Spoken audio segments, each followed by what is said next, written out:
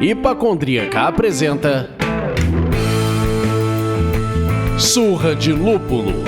Oi pessoal, bom dia, boa tarde, boa noite! Eu sou Ludmilla, mais conhecida no Instagram como Hipacondríaca. E no programa de hoje, meus amigos, nós vamos beber da fonte de uma das pessoas que mais sabe fazer propaganda cervejeira. Estamos aqui com um homem que ganhou diversos prêmios importantes nesse quesito e está indicado como finalista do prêmio Caboré na categoria profissional de criação. Rafael Zig, que é CCO. Caraca, agora eu vou gastar todo o meu inglês e não vou conseguir falar mais nada em inglês nos próximos 5 dias. Chief Creative Officer da Soco.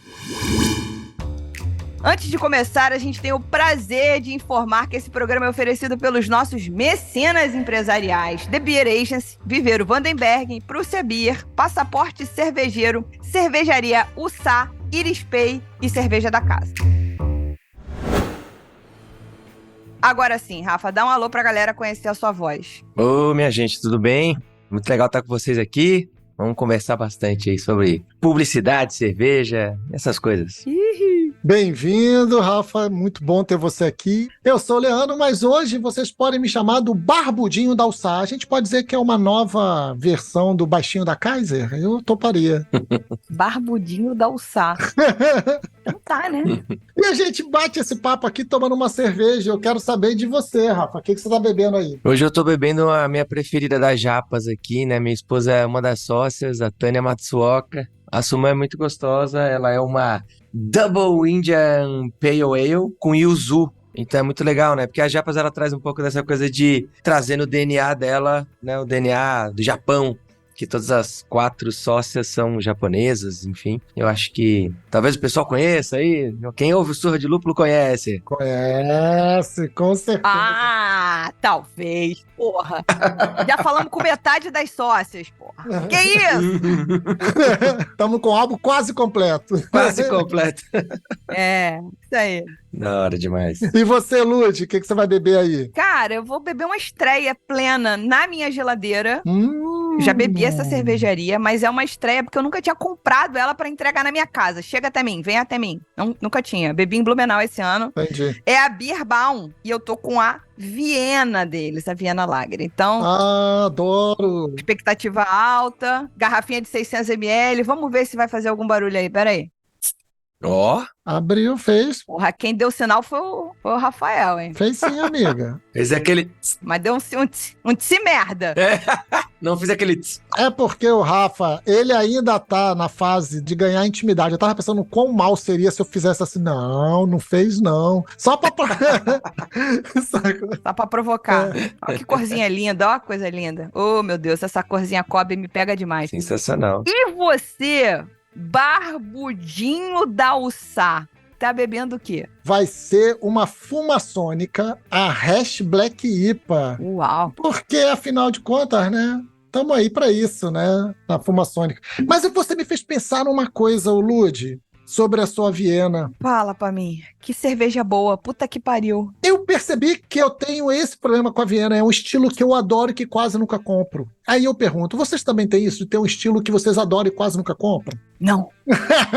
Não, né? Tipo, não, acho que não. Eu não deixo isso acontecer na minha vida. Não, não faça essa bobagem. Exato, porra. Tá louco? Pirou? Muito bom. Tá tendo uma vantagem aqui que, como a agora tá de sócia da Japas, a gente, recebe, né? Então só recebe, tipo, sai um novo sabor, Um novo lote. um novo lote, chega uma caixinha, assim. E aí, puta, é alegria. Eu costumo repor os que mais gosto, assim. A Sumô, por exemplo, tem sempre na geladeira, assim, sabe? E aí até pra receber visitas também. É a Matsurika, né? Que, tipo, é mais levinha ali, uma lager, né? Uhum. É bem boa também pra gente receber visita, aquela coisa. Sai bem, né? Desce macio, aquela coisa. Oh, coisa maravilhosa. E aí tem as diferentonas aí pra quem também aprecia mais de perto. Mas é engraçado que no interior é muito pilsen, assim, né? Tipo, a lagerzinha levinha vai, tipo, vamos nessa, né? Pois é.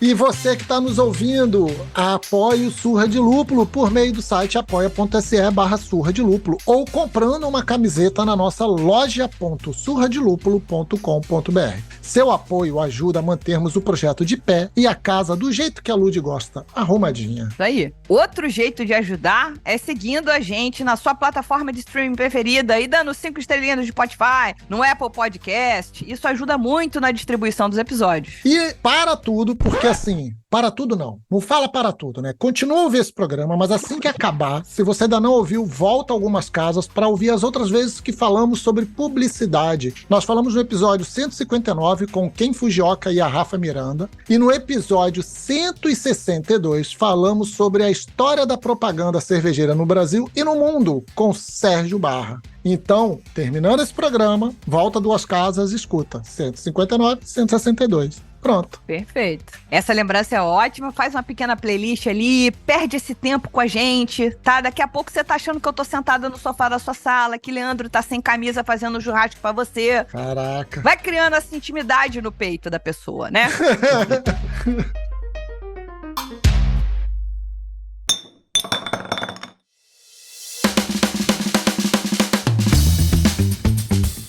Antes da gente partir para as perguntas, eu botei um assunto na pauta que é suspense para todo mundo. Pro convidado, quer dizer, ele vai sair, ele sabe, porque é sobre ele. Pro Leandro, que não sabe, não tá escrito na pauta. E para vocês que estão ouvindo. Então, 100% de novidades aqui. O Zig, que tem essa intimidade, né? Rafael Zig. O nome de verdade do cara é Rafael Nunes, salvo engano. O Zig é, Leandro... Segura, ele tá falando de japas, tá casado com a 4ª japa e tal, não sei o quê, mas o cara só é amigo de infância, sei lá, padrinho de casamento, narrou o casamento, casou, ninguém mais, ninguém menos que Coisa Linda. Ah, não. Que isso? O Diego, pô. Esse mundo é desse tamanho. É. Não, esse mundo não é desse tamanho, não. É que o Coisa Linda falou, cara, tu tem que falar com o Zig. Tu tem que falar com o Zig. Aí, primeiro, Coisa Linda chega pra mim, na manhã do dia que eu fui pro Mundial, na quinta-feira, e fala assim, pô, tem uma amiga minha que é muito sua fã, tal, mimi, bobobó. Eu falei, ah, legal. Ele, pô, manda uma mensagem pra ela. Eu falei, porra, Diego, estranhão mandar uma mensagem pra pessoa que eu não conheço. Não, porra, é minha amiga, cara, minha madrinha de casamento. Tá bom, então me manda o telefone dela, vou mandar. Quando ele manda, é a 4ª japa. Eu falei, não tem nem roupa pra mandar mensagem pra essa mulher, rapaz. Você pirou? Você tá louco? Vou mandar mensagem, oi, Tânia, você é minha fã? Como assim? Eu não sei nem como é que eu começo. No final deste dia, tô eu lá, 9 da noite, todo mundo já cheio de manguaça na cabeça. Alguém me puxa e fala que tem uma pessoa que quer te conhecer muito. Quando eu olho, é ela. E a gente se abraçou. Ela até se emocionou. Muito querida, gente. Vontade de pegar e trazer pra casa. Você imagina aí, no frigir dos ovos, ele ainda chega e fala, cara, mas tu não sabe, o marido dela... Aí, pá, contou toda essa história. Eu falei, gente, é pauta. Vambora, então. Caraca. É, o Diego, a gente se conhece, putz, há muito tempo, desde adolescência, assim, né? Tipo, no colégio e tudo mais. É coisa de figueirense, né? É, a gente teve um blog junto que ele Aí, ó. sobre o Figueirense. Eu fui colunista do Globo Esporte sobre o Figueirense, blogueiro do Globo Esporte. Eles lançaram uma plataforma de blogs onde cada time tinha um blogueiro. Aí eu era do Figueirense. E aí eu, puta, não tá dando mais, assim, né? Tipo, eu vim pra São Paulo trabalhar, etc, com publicidade. Tipo, cara, não tava dando tempo de eu escrever. Aí eu falei, tem uma pessoa pra indicar pra vocês. Indiquei o Diego. Aí o Diego foi lá e virou o Diego Tainha. Tainha Alvinegra. Exatamente. Até hoje no Twitter. Até hoje no Twitter tá lá. E a Coisa Linda, eu fiz todo o projeto gráfico, assim, né? Tipo, logo, Porra, que maneiro. toda essa identidade visual, o bar, né? Tipo, também elegendo ali um artista pra fazer umas pinturas bem associadas à ilha, né? Tipo, Floripa, assim, que era muito o conceito da cerveja. Era, né? Tipo, que agora acho que tá muito, assim, vereador por um caminho muito legal, assim, também, né? Eu sempre elogio ele nesse sentido de ter encontrado um nicho muito massa e ter se especializado e virado uma referência no Brasil, assim, né? Dentro das cervejas selvagens, assim, eu acho que ele tá fazendo uma trajetória brilhante. Estão dando um Sem reforço dúvida. positivo pro meu amigo aqui, puxando o saco ao vivo. É isso. E só pra gente encerrar, fazer esse arco de encerramento, quando você falou que você participou da concepção gráfica e tal, você sabe que tem uma pessoa que fez uma tatuagem da Coisa Linda, né? É mesmo? E não foi o Diego, aquele Não! sensacional. Muito bom. Depois você pergunta pra ele é todo orgulhoso dessa história. Eu já vi essa foto em algum lugar, em algum grupo, mas enfim, não sei dizer quem é. Sensacional. Eu sei que tem. Você equiparou a Harley, você equiparou a Apple, você equiparou a Apple dos Beatles. É isso. Olha onde a coisa linda foi parar. É isso. Sensacional. Bom, então, mas vamos lá, e aqui começar mesmo para valer. Rafa, conta pra gente aí, primeiro, qual é o trabalho de um CCO dentro de uma agência de publicidade e de onde vem ou como você nutre essa coisa que para muitas pessoas é um misterinho, que é a tal da criatividade. Olha, o CCO, ele, dentro de uma agência, ele é a pessoa que lidera a área de criação, né? O Chief Creative Officer, tipo, o chefe de criação, né? O funcionário-chefe de criação. Do ofício. Do ofício. O ofício criativo. E até por isso que usa CCO, porque não tem uma tradução tão literal quanto essa, que tipo, um líder de criação.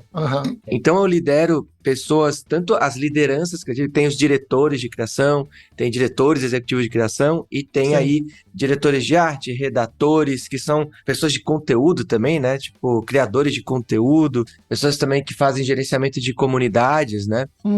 Então a gente tem diferentes perfis, todos trabalhando criatividade de alguma forma, para manter, perfis de marcas alimentados com conteúdos legais e campanhas, né? Que podem ocupar, sei lá, o espaço da TV, podem ocupar, né, um relógio de rua ou posts de redes sociais. Então, o que faz o CCO é liderar essa área, então pensar como estruturar um time que consiga, para diferentes contas, manter um nível de excelência criativa que você também traz para aquela determinada agência, etc., para criar para essas diferentes marcas, né? Mantendo, óbvio, um ambiente seguro para as pessoas trabalharem, onde todo mundo tem voz e consiga se expressar e trazer para a mesa suas ideias, né? Porque eu acho que tem muito isso também a criatividade precisa muito dessa segurança interna, né? De você ter liberdade para falar, cara, acho que é isso, acho que é aquilo. Inclusive em diferentes níveis hierárquicos, assim, sabe? Se tu torna uma coisa muito hierarquizada, tipo, tu vai perseguir mais o que o teu chefe gosta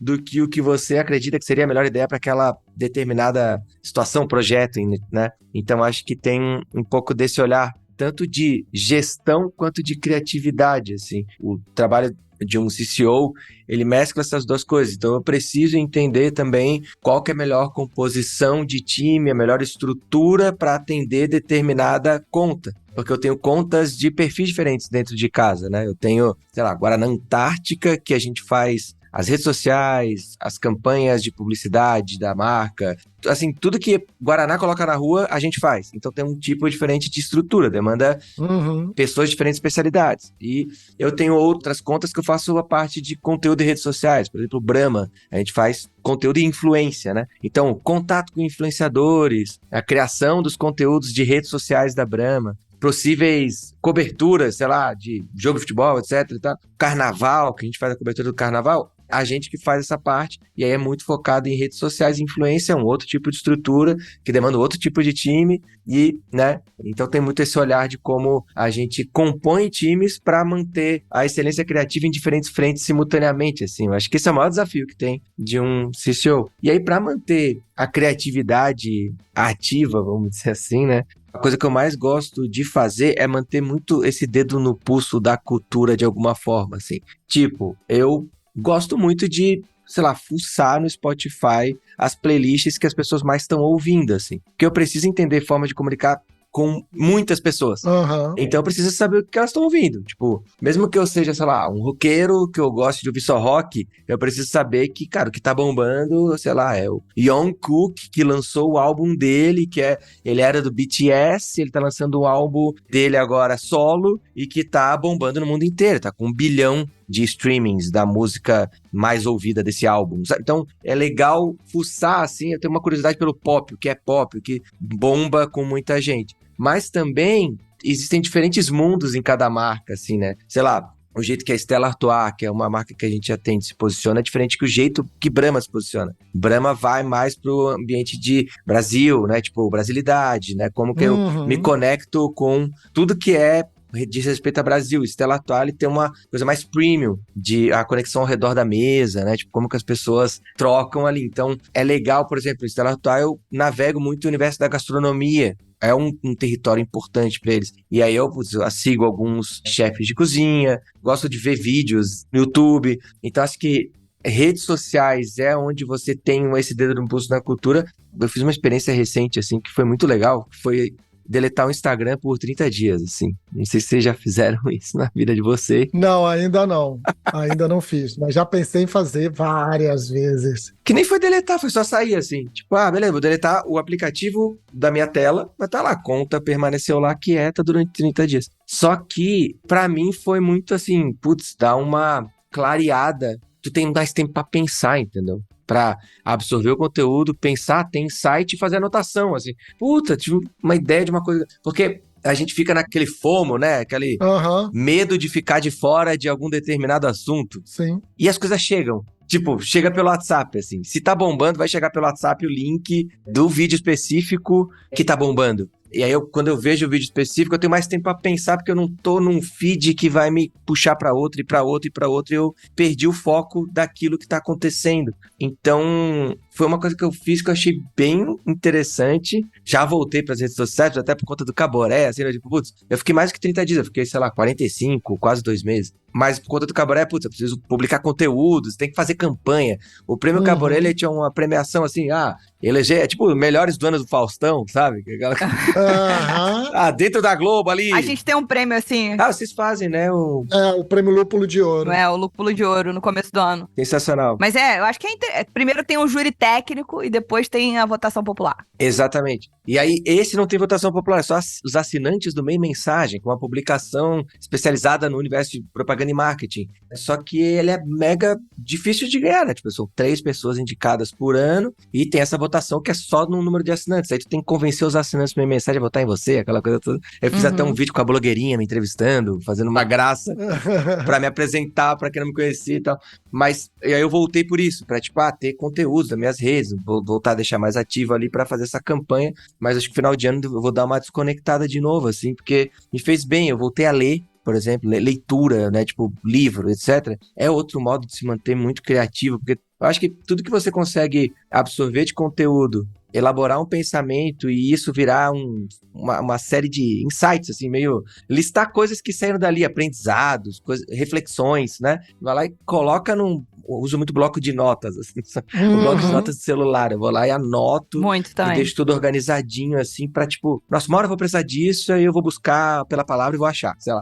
Então eu gosto disso. E é uma maneira de fixar também, né? Tipo, depois é mais fácil de eu lembrar, no momento de uma reunião, que falam de determinada coisa, que eu tenho alguma coisa anotada sobre isso. Ter anotado isso e visto, escrevendo e tal, me ajuda também a lembrar. Então acho que essa maneira que eu busco me manter criativo, me alimentando de referências do universo pop, mas tentando ter um tempo de reflexão para ter meus próprios insights e ideias, né, a partir desses estímulos, vamos dizer assim, né, que estão estimulando as pessoas constantemente. Eu acho que esse é o maior desafio da publicidade hoje. A gente tem uma disputa ferrenha por atenção que é muito difícil, né? Gigantesca. E vocês, né tipo, a própria Surra de Lúpulo, estão disputando no feed com marca, sei lá, com o Choquei, com, sabe? Exato. Com o site de fofoca, com o site de esporte. É muita disputa de atenção, né? Sim. Eu gostei que você trouxe um elemento novo, porque assim, a cada vez que eu paro para pensar sobre criatividade, da onde que vem, eu acabo incluindo um elemento novo, né? Lá atrás eu fiz um workshop na Hyper Island, e aí abri o workshop com uma frase que eu guardei, tive essa frase adesivada no meu monitor durante muito tempo, que era: apaixone-se pelo problema. Então, assim, a criatividade nasce do entendimento do problema. Tá, qual o problema? Por quê? O porquê, de você ficar cavando isso e tal. Aí esse foi o primeiro elemento. Depois, repertório, que é o que você tá falando, né? De você ter um repertório até fora do seu universo, do que você gosta. Então vai numa coisa que você não degusta. Outro dia eu tava com meu filho mais velho assim: cara, tá bom, me mostra trap. Pelo seu olhar. Eu não vou ficar procurando trap. Me mostra pelo seu olhar trap. Porque não é uma coisa que eu escute. A gente acabou fazendo uma batalha de rap antigo com o que tá acontecendo novo. Eu jogava um Public Enemy, ele jogava uma coisa nova. Eu jogava uma outra, ele jogava uma coisa nova. Foi muito maneiro. Legal. Aí junta a capacidade de mixar esse repertório e a coragem de fazer a piada do tio do pavê. Né? Então, pra mim, eram esses 4 elementos. Sabe? Entender o problema. Muito bom. Ter repertório. Capacidade de mixar esse repertório, de misturar uma coisa que não tem nada a ver com a outra. E a última, por fim, é ter coragem de falar merda. De fazer a piada, de falar assim: tá bom, soltei. Se for ruim, Verdade. acabou. As coisas mais memoráveis, né? As coisas mais memoráveis estão nesse lugar do tipo de ter coragem de, às vezes, falar o óbvio. Pensa. Mas de um jeito que, do caralho, é verdade, né? E aí você trouxe uma parada que eu não tinha pensado, que é o tempo para digerir tudo isso, né? Se você tá eternamente distraído num feed infinito, você não consegue digerir esse teu repertório, você não consegue digerir, experimentar nada. É o tempo, cara. Aí volta para um ponto que tá me incomodando muito recente, que é o tempo. Muito. Adorei. A minha criatividade, ninguém perguntou, mas eu vou dizer. Eu sou uma pessoa muito infeliz se eu não tiver fazendo coisas. E muitas coisas ao mesmo tempo. Eu tenho uma inquietude bizarra, assim. Então, assim, a minha criatividade tá muito conectada com uma troca.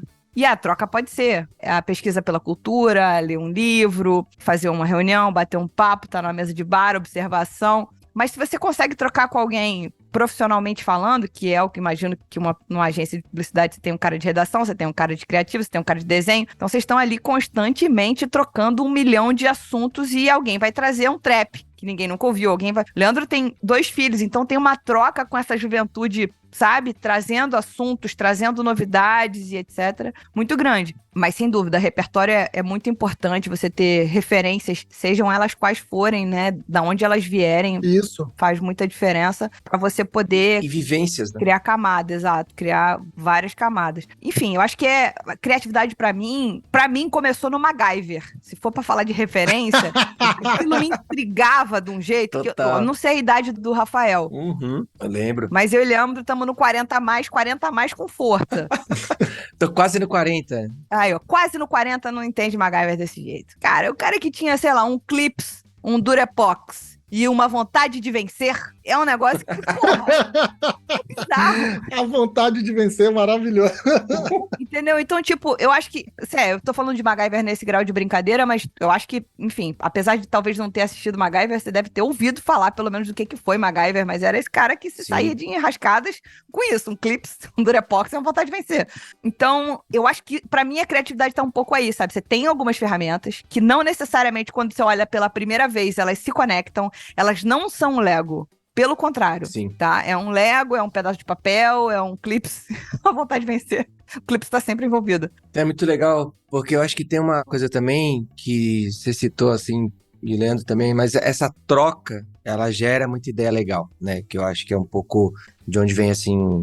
E eu vejo que quanto mais diverso é o grupo, quanto mais vivências diferentes tu tem ali dentro, gente de diferentes lugares, formações e tarará, melhor é esse mix que o Leandro falou. Tipo, como eu mixo coisas diferentes, surgir num brainstorm coisas muito diferentes entre si, a gente conseguir conectar um ponto em comum que responda ao problema, putz, é onde aparecem as melhores ideias mesmo, sabe? E a importância de ter times com vivências diferentes, assim, e não ser tipo um emaranhado de pessoas que têm a mesma formação, vindo nos mesmos lugares. Então, na Soco, hoje a gente tem, cara, no Brasil inteiro, a Soco é uma agência que ela é remota, assim, né? Então, a gente tem gente em todo lugar do Brasil. A gente optou por se manter assim mesmo depois da pandemia, né? Então, a gente tem diferentes estados do Brasil, representantes, pessoas que trabalham das suas casas e vamos nessa, sabe?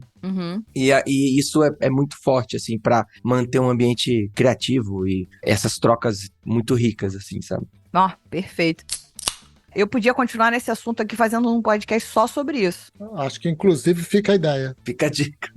Como a gente não vai fazer isso com o ouvinte, porque ele pode não estar tão nessa pira assim, eu acho que a gente já citou aqui um pouquinho que você está concorrendo ao Caburé agora, mas eu também já falei que você já ganhou outros prêmios. Compartilha com a gente um pouquinho dessas credenciais, né? Porque prêmio é um negócio que enche os olhos, né? Tipo, porra, essa pessoa é tipo um referendo, né? E no meio cervejeiro artesanal, prêmio vai estampado na lata, no rótulo, que é pra dizer, ó, essa cerveja foi bebida por pessoas que entendem muito disso aqui e falaram que isso aqui é medalha de ouro, é medalha de bronze, é medalha de prata, é o boss, que é o best of the show. Então, assim, compartilha com a gente um pouquinho dessas credenciais e, de repente, cita um case que não premiou, mas que você se orgulha muito, se tiver, claro. Eu acho que, assim, premiação é sempre uma coisa até polêmica dentro do universo da publicidade, porque o que acontece, e talvez seja também no universo cervejeiro, porque tem uma coisa assim, o case que é para prêmio, o trabalho que foi realizado para prêmio, sabe? Então tu vai lá e tipo, cria aquele trabalho, porque tu sabe que vai ser premiado, porque ele responde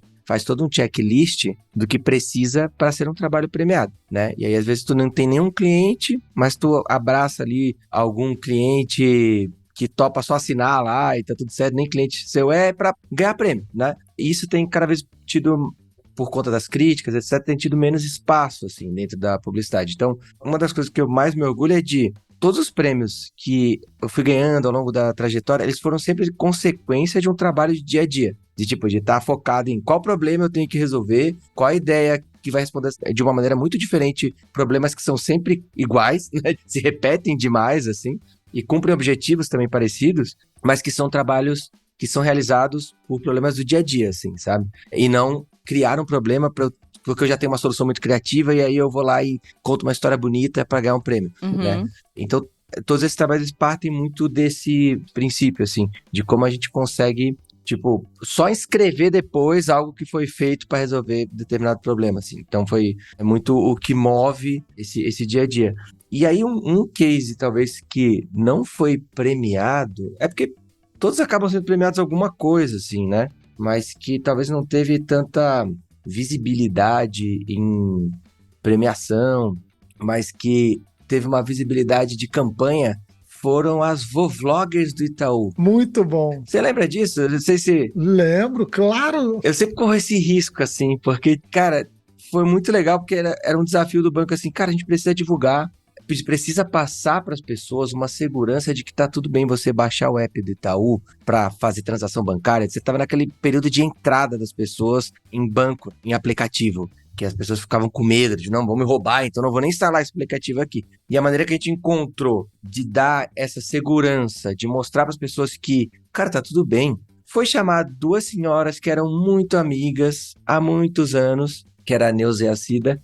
Cara, e a gente botou elas para utilizar o aplicativo fazendo um chá digital. Inicialmente foi isso. A gente criou um chá digital onde elas tinham que organizar tudo utilizando só aplicativos de celular. Elas foram lá e, tipo, pediram a comida pelo iFood, chamaram 99 táxis para pegar as amigas. E no final, rachou a conta usando o aplicativo do Itaú, sabe? Pra mostrar assim, cara, tudo bem. Assim como você já faz um monte de coisa por aplicativo, você pede comida, você pede táxi, não sei o quê. Pô, usa o banco pra, né, mexer com o dinheiro aí, pô. E era menos sobre investir, era mais sobre entra aí, faz transferência, né? Tipo, vê teu saldo. É o dia a dia, né? Aplica na poupança, dia a dia, né? E através de duas senhoras, assim, pô, duas senhorinhas estão lá ativaças, mostrando ali que dá pra utilizar o aplicativo do banco sem medo, tá tudo bem, é seguro. E isso deu tão certo, assim, como um conteúdo de internet que virou depois uma campanha que eu acho que ele teve uma visibilidade muito grande. Foi uma campanha de um mês do banco,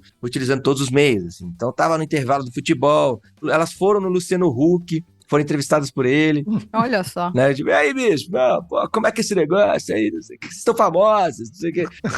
Então, teve rádio, teve revista, teve, óbvio, internet pra caramba e tal. Chamamos vloggers, youtubers, pra fazer uma série de desafios, aqueles challenges de YouTube, assim, brincando com o aplicativo do banco, que tinha que pagar a prenda através do aplicativo. Então, foi uma campanha assim, que não foi tão premiada, mas que me deu muito orgulho, assim, porque eu acho que virou parte da cultura popular. Elas voltaram até depois na pandemia, né? Elas falando entre elas para se cuidar e ficar em casa e não sei o quê. Que já nem tava mais na agência, mas, sabe, aquele sentimento de, pô, que foda, né? Ficou um legado, assim, né? Uhum. Personagens que viraram uma coisa que quase que, assim, tipo, memorável. E eu acho que a busca por coisas memoráveis, ideias memoráveis é muito o que me motiva dentro da publicidade, que motiva um monte de gente também criativa, assim, né? E eu acho que é isso que eu gosto muito, me orgulho muito, assim. Porra, total, cara. Eu acho que fazer só uma observação, uma piada escrota, que se eu não fizer, não sou eu. As velhinhas estavam naquela do tipo assim, não vamos entrar em aplicativo não é seguro. Elas eram sábias. Exato. Porque agora a gente tá tendo que ter um telefone em casa pra poder fazer tudo de banco e outro na rua. Exatamente. Ai, gente, eu tô cada dia mais a vovozinha antes da... Ai, Brasil. É, né? Nossa Desculpa, senhora. eu tive que falar isso, foi mais forte.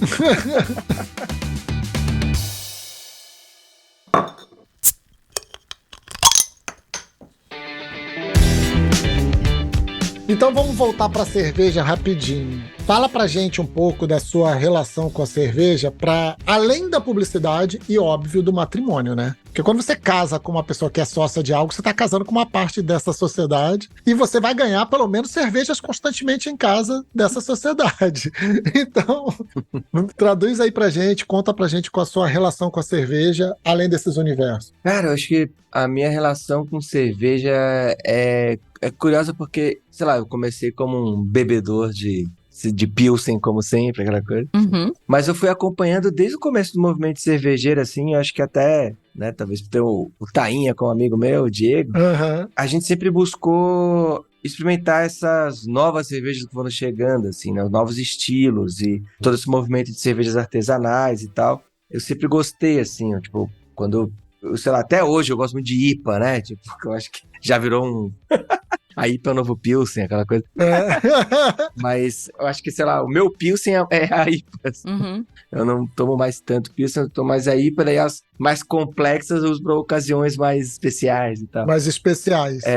Mas eu acho que veio daí. E aí, é engraçado que ao longo também da carreira eu tive a oportunidade de, trabalhar com cervejas, assim, né? De fazer campanha para a Copa do Mundo da Brahma, aqui no Brasil, que teve a Copa do Mundo no Brasil. Então eu comecei também a fazer campanhas de publicidade unindo essa paixão por cerveja com a paixão pela profissão, assim, né? Que é muito, que me motiva, assim. Então acho que foi bem legal também ter tido a oportunidade até hoje, né? Hoje eu tô atendendo 5 cervejas diferentes, assim, né? Na agência que eu trabalho. E poder entender um pouco desse universo de como posicionar uma marca de cerveja, qual o tipo de público, né? Porque, tudo é cerveja, beleza, mas cada cerveja pode passar uma mensagem diferente, tem um posicionamento diferente aqui, focar num público diferente, e talvez esse seja muito um dos segredos do sucesso de uma marca de cerveja, é não tentar ser para todo mundo, assim, né? De você ter uma clareza um pouco do teu público, qual que é, onde você quer atuar, assim, né? E menos tentar ser a nova Brahma, a nova Skol, porque acho que tá cada vez mais difícil isso, né? Cara, muito interessante você falar isso. Vai conectar com a próxima pergunta. Não sei se Leandro quer fazer algum comentário, mas... Não, pode seguir. Foi um gancho perfeito. É interessante você falar isso, porque a gente que tá muito dentro do meio, antes de eu emburacar na pauta, a gente que tá muito dentro do meio, a gente fica com aquela sensação de que para crescer, a cerveja artesanal, ela precisa abrir um pouco. A gente tá muito autocentrado no nicho. Você tá muito autocentrado, de repente, nesse público especificão, aquele que você olhou na lupa e falou, esse aqui é meu público. E aí, você, de repente, tá fazendo bem esse, mas... um número mágico de 2%, que falam que é o público das artesanais, precisa crescer, porque tem 98% de pessoas que bebem cerveja, que gostam de cerveja, e que estão lá, bebendo Skol, Brahma, e não tem nenhum problema beber isso. Bebam o que vocês quiserem beber, na minha cabeça é isso que funciona. Mas, ao mesmo tempo, você não faz cerveja pra todo mundo. E aí, eu acho que tem que pensar em, não é fazer cerveja pra todo mundo ou pra qualquer um, é fazer cerveja que traga diversidade e inclusão. Ou possibilidade de ser diverso e ser inclusivo.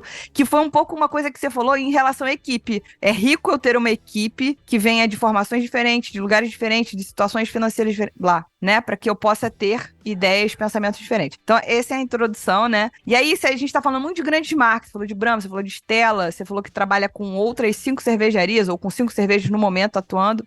A gente, quando pensa em cerveja artesanal, o Ministério da Agricultura, Pecuária e já esqueci o outro A agora, ele falou esse ano em 1.729 fábricas de cerveja no Brasil. Das quais, eu não vou chutar, mas certamente mais de 1.600, isso eu tô sendo benevolente, são de fábricas artesanais, que significam fábricas médias, pequeníssimas, nano e praticamente inexistentes. Ou seja, 1.600, a maior parte são de fábricas de cervejas artesanais. Então, assim, a gente fica na dúvida, como é que as cervejas pequenas, como é que as artesanais, elas podem fazer para se sobressair nesse mar de marcas e opções, né? Porque olha a quantidade de gente que a gente falou. Como é que elas conseguem atrair a atenção do consumidor? Se o digital talvez é o caminho natural, porque elas não têm uma equipe dessa, uma agência por trás para falar, peraí, vamos pensar, quem é seu público? Como é que você faz para atacar um outro público? Como é que você faz uma campanha de um mês? Na cervejaria, se tiver grana, faz uma de lançamento e fala, e vai massificar nisso, ó, para sempre. Então, assim, se você fosse dar uma consultoria grátis, aqui de 5, 10 minutos. 5, 10 minutos. 5, 10 minutos, assim, 5 minutinhos. que ia ser? O que a gente fala pra essa galera que tá lascada? Eu acho que um dos maiores desafios das cervejarias artesanais, de fato, é impossível disputar com as grandes cervejarias, assim, é muito difícil. Porque é distribuição o lance, sabe? Tipo, puta, eu tá em toda prateleira, em todo lugar, etc. Pô, eu vou vender mais, é isso, entendeu? E é muito difícil como cervejaria artesanal, etc. Conseguir estar em todas as prateleiras, em todos os lugares, né? Não tem espaço, não tem, né? No ponto de venda não tem um espaço tão grande para ter toda uma variedade de cervejas ali, né? Tipo, disposta. Então, para mim, o caminho ele vai muito por encontrar esses diferentes grupos que se reúnem em torno de um mesmo gosto, de um mesmo hobby, de uma mesma... compartilham preferências parecidas, vamos dizer assim, para que eu ataque aquele lugar ali. Porque tem aquele fenômeno do long tail, né? A cauda longa. Uhum. Antes você tinha coisas muito massificadas e agora você tem, cara, música representa muito isso, né? Eu tenho a galera que gosta de música pop coreano, né? K-pop, que é gigantesco, né? Tipo, tu unindo as diferentes pessoas que gostam de K-pop no mundo inteiro é um número muito expressivo, muito grande. Então, eu acho que identificar qual que é esse grupo que a tua cerveja mais se identifica e mais se conectaria para que você faça muito bem falando para aquela galera ali, porque as grandes marcas não vão ter como falar com um grau de especificidade ou do jeito que aquelas pessoas falam daquele grupo, como você pode ter, né? E por isso que eu acho que eu vejo um potencial enorme, né, das japas, assim, nesse sentido, porque elas conseguiram algo muito difícil, que é uma comunidade muito engajada em torno da marca. O fato de serem 4 sócias nipodescendentes, tarará, é uma representatividade muito foda pro universo de pessoas orientais, assim. Não só japonesas, mas coreanas, de todos os lugares, assim, vamos dizer assim, orientais. Porque tem um olhar assim de, cara, que massa, eu vou apoiar isso, sabe? Porque elas estão lá, batalhando, tá dando certo, etc. Fudido de eu me ver naquelas pessoas e querer contribuir para aquele universo. Então, quando, sei lá, faz a Curaft, que é uma feira que elas fazem, assim, só com artistas nipodescendentes, assim, também, que estão lá na feira e tal. Reúne uma galera, assim, mais de 5 mil pessoas passaram no último evento, por exemplo, que tá muito em busca dos mesmos valores, são movidas pelos mesmos valores, por uma mesma cultura, nesse caso, e que coloca a cerveja no centro dessa história, assim, e as pessoas em volta. Então, criar a tua própria comunidade muito ativa em torno da tua marca, eu acho que pode gerar essa recorrência, né, que a gente precisa ter no universo da cerveja para poder também sobreviver ali, né, de não ser, putz, eu experimentei aqui a cerveja e nunca mais volto nessa cerveja porque a minha cerveja do dia a dia é a, sei lá, Stella, é a Corona. Então, como transformar a tua cerveja numa cerveja de dia a dia para um grupo específico, que ela vai ter orgulho de, tipo, vou receber uns amigos em casa, eu quero receber com uma cerveja que represente quem eu sou, sabe? E talvez isso seja um pouco de uma busca que deveria ter, assim.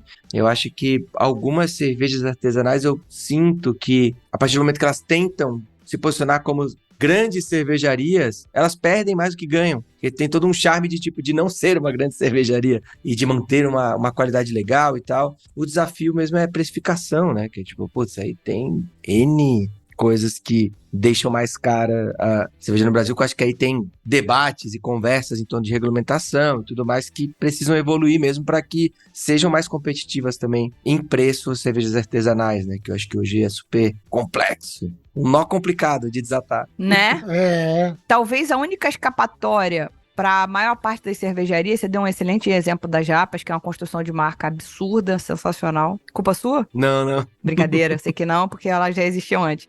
Mas o digital, sabe? Como é que eles usam? Porque é isso, não tem lugar para fazer TV, não tem lugar para fazer muita coisa além de Instagram. No final, se a gente for parar para pensar, a maioria das cervejarias tá na rede social e no Instagram. Eu apostaria hoje, assim, ó, se fosse pra dar uma dica, eu apostaria em grupos fechados, assim, e menos no feed do Instagram, stories e tal. Como tu consegue criar esse, até as comunidades, né, que eles criaram agora recentemente no Instagram, Sim. tu pode assinar, inclusive, e tudo mais. O que tu pode gerar de conteúdo ali que é 1 a 1 praticamente, né? Tu vai mandar ali, a pessoa vai ver aquilo. Diferente de depender do algoritmo para tua mensagem chegar num feed, é mega complexo, né? Porque tem que ter uma recorrência de conteúdo, fica caro. Então, como mobilizar as pessoas em torno de grupos, assim? Seja do WhatsApp, que também criou agora também recentemente nesses canais para você poder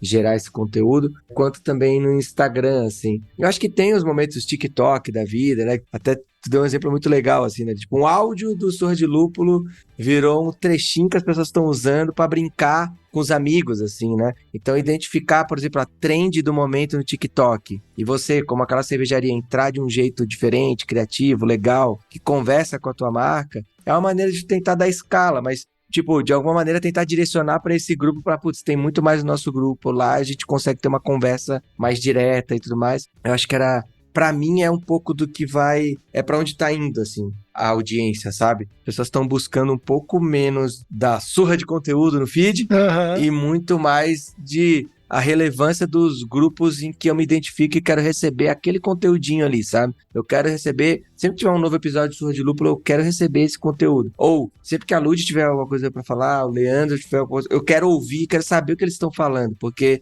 eu sou um ouvinte e acho do caralho o que eles falam, então eu não quero depender do algoritmo do feed pra que eu veja o que eles vão falar. Então, ter um grupo onde vocês compartilhem a visão, o conteúdo específico e tal, é uma maneira talvez de criar esse vínculo, sabe? E criando o vínculo também, naturalmente, quando tiver um lançamento de um novo lote de cerveja, etc., criar essa recorrência, né? Tipo, cara, ó, lançamos um novo lote e tal. Então, acho que é por aí, assim. Entendi. Pode ser legal. Perfeito. Eu gostei, achei a ideia maneira. E aí eu queria trazer um ponto que você falou lá na frente sobre o K-pop, né? Que consegue ter essa massificação, mesmo dentro de nichos, mas ele tem uma massificação quando a gente olha para o cenário global, né? Isso muito também vindo de um advento de entrega e de distribuição por streaming. Se fosse na época de CDs, talvez o K-pop nunca chegasse aqui no Brasil. Ou se chegasse como chegou o anime para os amigos. Eu tenho 47, né? Vou fazer 47 daqui a um mês. Vou segurar meus 47 aqui.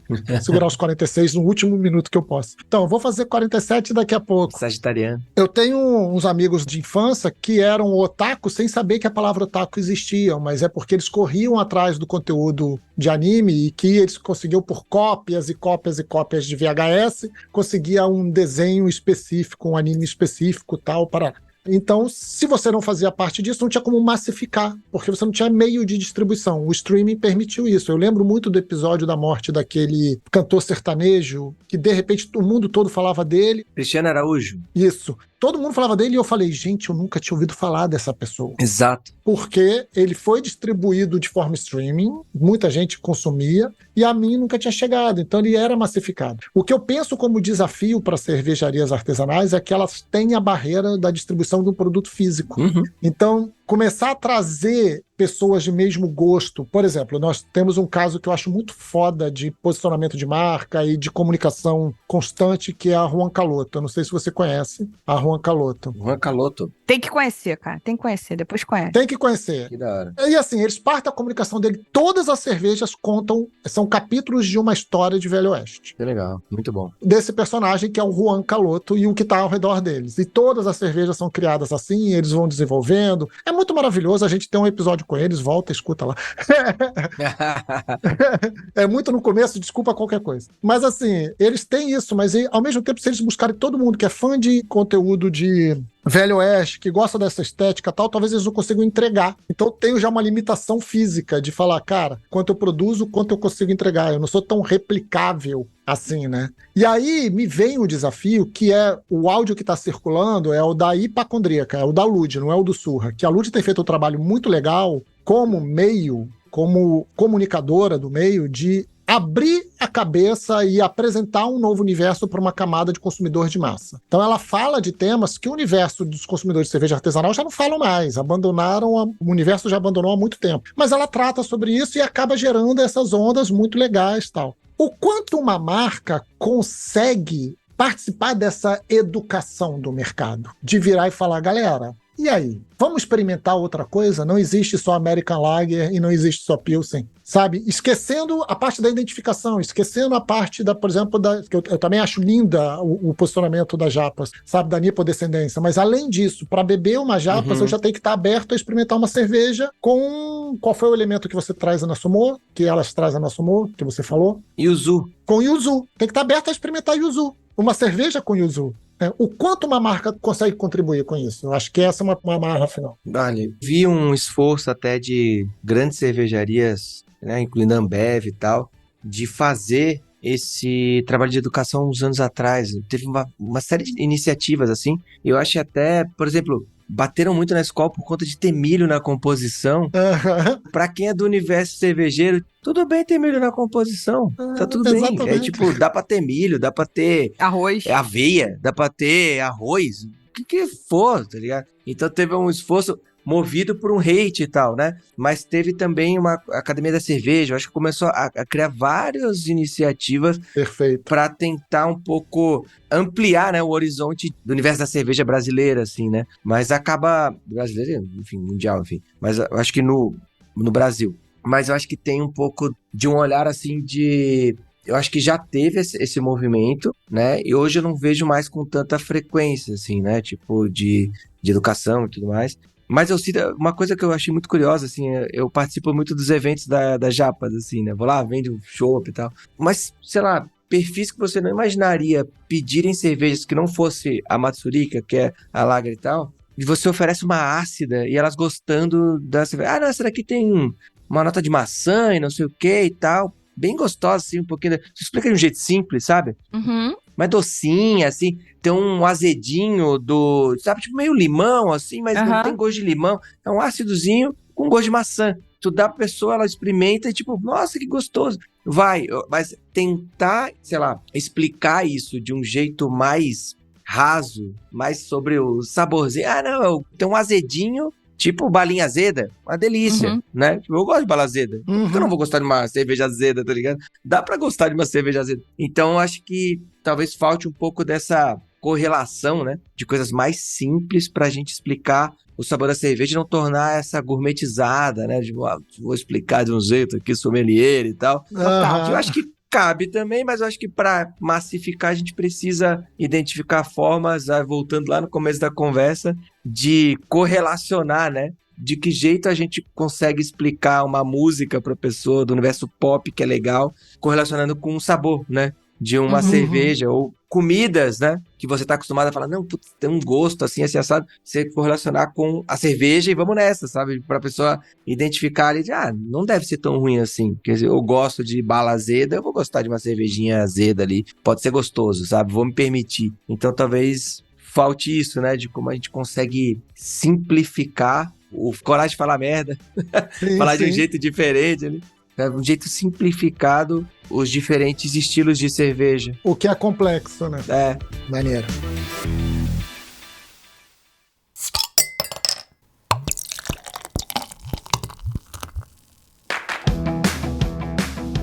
Então vamos pra gente começar a encerrar esse programa para quem não for mecenas, porque quem for mecenas tem perguntinha extra, aumenta a conversa com a pessoa, ou seja, você que tá aí recebendo conteúdo que tem uma hora que acaba, deixa de ser bobo, vira mecenas, tá? Então olha só pra gente entender uma coisa que tá muito em questão quando a gente entra no Twitter, principalmente no Twitter, eu nunca vou chamar pelo novo nome, tá? Eu sou desses. Eu nunca vou chamar pelo aquele nome que aquela pessoa deu a essa plataforma. Quando a gente entra no Twitter, tem a história do quem lacra não lucra, né? E isso é uma bobagem sem tamanho, mas vamos lá. Publicidade com causa é uma moda ou veio para ficar e faz parte? Eu acho que até indo além de publicidade, né? Eu acho que marcas terem causas que elas se identificam e que fazem parte de uma conexão com as pessoas, eu acho que é mais uma forma de você se conectar com as pessoas, de não se conectar só através do teu produto, mas também através do que você acredita, né? Então, cada vez mais sim, eu acredito que causas não são uma moda, é uma coisa que veio para ficar. É algo que é mais uma maneira de você conectar com as pessoas de um jeito que não seja só através do seu produto. Então, para mim não é moda, ele veio para ficar. Até todo esse papo que tá rolando de ESG, né, que são marcas que que tem responsabilidade social Uhum. e tudo mais. Acho que as marcas vêm sendo cobradas por isso também, né? Por se posicionar, por ter voz em causas, porque elas são um elemento importante pra caramba na sociedade. Elas movimentam milhões, bilhões dentro de uma economia, etc. E eu acho que é natural que elas sejam cobradas por se posicionarem e por terem uma preocupação com causas, e que isso também, de alguma maneira, as marcas podem comunicar e se conectarem com as pessoas. Então, eu acho que é algo que sim veio para ficar e que não pode ser uma moda independente de publicidade ou não, né? Porque eu acho que é aí que a gente tem uma possibilidade de melhorar a sociedade mesmo, né? Tipo, e a gente tem que cobrar das marcas isso, né? Tem que cobrar essa postura das marcas, de que elas não sejam só lucrem em cima de um determinado produto, mas que por lucrar pra caramba e mobilizar a economia, elas deveriam ter uma responsabilidade social, uma responsabilidade ambiental, e quanto mais isso for cobrado, melhor assim também, né? Para que a gente não prejudique o mundo para gerar lucro, enfim, acho que tem um monte de coisa embutida aí, e por isso que eu acredito que é muito, não é moda, mesmo que possa ter momentos de altos e baixos. Não, total. É importante a gente enxergar esse momento. Na verdade, não é um momento, né? Eu acho que o que talvez tenha mudado em relação à causa associada à publicidade é talvez esse lugar que você está falando agora de um pouco mais de responsabilidade no uso da causa. É você usar a causa, é você trabalhar a causa canalizando, ou pelo menos tentando canalizar para a realidade, para trazer uma resposta para aquela causa, né? Mas que a causa é usada em muitas situações para publicidade sem responsabilidade, sem que aquilo traga uma solução, sem que aquilo traga algum conforto para aquela causa, sei lá. Isso, né? É mais velho que minha avó, né? Só navega, né? Só pega a onda. Exato, né? Tipo, é a trend da causa. Trend da causa, total. E eu acho que até boa parte dos trabalhos que têm sido premiados e premiações, etc., eles têm uma causa envolvida, assim. Porque tem tido um pouco desse movimento da publicidade não ser só para a venda, etc., mas também para a melhoria da sociedade como um todo, né? E eu acho que até duas coisas que foram muito legais de ter feito, uma mais recente, foi um movimento com Stella Artois, que a gente criou o Uncomfortable Food. A Stella Artois fez a primeira pesquisa sobre gastronomia e mulheres do país, assim, né? Qual que é a situação das mulheres no mercado de gastronomia, com esse recorte para entender quais que são as principais tensões e desconfortos que elas têm no universo de gastronomia. E a gente convidou várias chefes de cozinha para transformar esses desconfortos em pratos inéditos, assim, para mostrar todo o talento que elas têm e todo o quanto elas dominam o mercado de gastronomia e que deveriam ser mais reconhecidas por isso. E foram pratos que identificavam em diferentes frentes, assim, visibilidade, falta de investimento. Então, tipo, em falta de investimento foi criado o prato que era... Teve o Baião de Todas, por exemplo, que era sobre a falta de visibilidade, né? Teve um outro prato que ele era mais relacionado, feito com folhas de ouro e tudo mais, sobre a falta de investimento. Olha, putz, se tivesse mais investimento, olha onde a gente poderia chegar, né? E ele foi o único premiado em Cannes, que é um festival, tipo, o Oscar da publicidade, Cannes, que ele ganhou o prêmio de Glass, que é associado a causas sociais, assim. Ele foi o único brasileiro a ganhar esse prêmio esse ano em Cannes, assim. Porque é isso, não era só sobre navegar na onda, mas, tipo, ajudar a mudar um pouco o mercado de gastronomia, incentivar, né, tipo, acelerar um pouco dessa transformação no mercado de gastronomia, porque tem investimento em formação de novas chefes, investimento em visibilidade, a partir de... Foram mais de 100 restaurantes participantes, e toda a publicidade feita para levar pessoas para esses restaurantes, aumentou em 40% o movimento dos restaurantes de mulheres no país, então foi muito legal essa junção de causa com resultado e transformação social, assim, sabe? Perfeito. Cara, é legal você trazer, e aí me faz pensar numa coisa que é a parte do... Para ser uma causa e não ser uma trend, né, tem que se comprometer, só fazer por fazer. Porque quando a gente se compromete, quando a gente comunica alguma coisa como essa, por exemplo, vai ter gente que vai reclamar, vai ter gente que vai fazer barulho, vai ter gente que vai falar contra. E aí, se você tira do ar só porque falaram contra, ou se você interrompe a ação, a publicidade só porque tá falando contra, é a trend da causa, né? Não é real, né? A gente na cerveja tem isso, na cerveja já tivemos história com isso, de marca que foi lá, botou a cara, teve porrada do público e a marca preferiu parar de falar sobre aquele tema. Falou, opa, vou parar de falar sobre isso porque Incomoda demais. Não foi no meio artesanal, porque o meio artesanal não consegue fazer cosquinha, mas foi na grande corporação. Exatamente, foi no mainstream. É, gente grande. Gente grande. Gente muito grande. Que achou melhor tirar o time de campo sobre esse tema, sabe? É, Gente muito grande. sim. Cara, Rafael, muito obrigado. Obrigado por esse papo, por a gente poder conversar sobre, já nasceram ideias de pauta aqui. Só sobre criatividade eu já lancei uma aqui na nossa pauta que eu e a Lud ficamos acompanhando. Sim. Da gente falar, cara, vamos desenvolver mais esse tema que é um tema muito rico e pelo qual eu sou apaixonado, eu adoro. Obrigado mesmo, foi muito legal para ter esse papo com você aqui. Não, valeu demais. Eu acho que criatividade e o universo cervejeiro, eles se cruzam em muitas frentes, não só na comunicação, mas também, putz, o mestre cervejeiro para criar novas receitas, chegar em... Pô, isso é maravilhoso. Eu lembro que, até coincidentemente, antes da Tânia ser sócia da Japas, eu entrevistei a Fernanda Ueno para falar sobre o processo criativo do mestre cervejeiro, sabe? Aham. Para identificar o que se relacionava e o que eu podia aprender ali de tipo, nossa, isso é legal, talvez eu possa utilizar na minha profissão para criar novas ideias, né? Para chegar numa nova receita. O que ela busca? O que ela cruza? Qual que é o jeito dela mixar as coisas, né? Que problema ela tá atacando, enfim.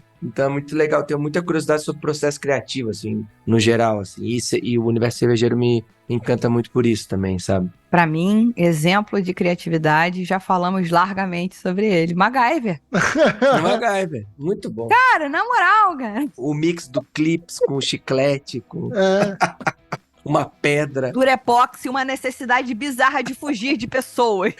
Porque tem pressão. Olha só, coloca isso em perspectiva. Uma vontade de vencer, né? Uma vontade de vencer. Você tem ferramentas desconexas, um abridor, um porta-copos, um celular, um mouse sem pilha, uma tampinha de cerveja e, ao mesmo tempo, alguém te pressionando. É muito bom isso. Seu chefe, sua esposa, seu marido, seu filho que quer comida, seu cachorro que quer ir lá embaixo. Então você precisa ser o quê? Criativo. MacGyver. Tu tem o problema... E fazendo tudo isso sendo trompetista do Rush. Aí, ó. Não, teve isso. Não teve, né? Mas Tom Sawyer do Rush virou MacGyver, né? Virou a trilha sonora do Profissão Perigo. Tadandadã. Pronto, aí você entendeu agora a história da referência lá no começo, né? Leandro, ele Sim. vem com os sacos assim, cara, que daqui a pouco ele puxa um negócio e você fala, cara, peraí, vamos deixar ele continuar, ele vai explicar. Deixa eu entender o que tá acontecendo. Muito bom. Encerrando o programa, agradecendo aos nossos mecenas que nos ajudam a, vocês já sabem, manter a casa arrumadinha e trazendo muito conteúdo incrível toda semana. Hoje eu quero agradecer a Daicola, ao Gil Lebre, ao Gustavo Faria, ao Léo Bess, a Suzana Sampaio, ao Diego Santos e, claro, ao Diego Tainha, que não estava aqui na lista de hoje, mas hoje não dá para não agradecer ao Diego Husky. Que nome, Jesus, pelo amor de Deus, socorro. Diego Risati. Risate. Parei. Gente, muito obrigada, Rafael, foi um prazer. E Leandro, o que a gente fala? Se eu encontrar de novo vocês, bom dia, boa tarde, boa noite. Não é assim não, cara, é até semana que vem. Até semana que vem. Até semana que vem. Valeu.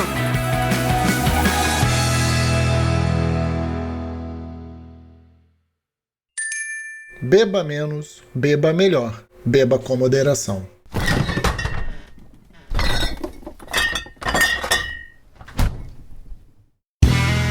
Este podcast foi editado por Play Áudios.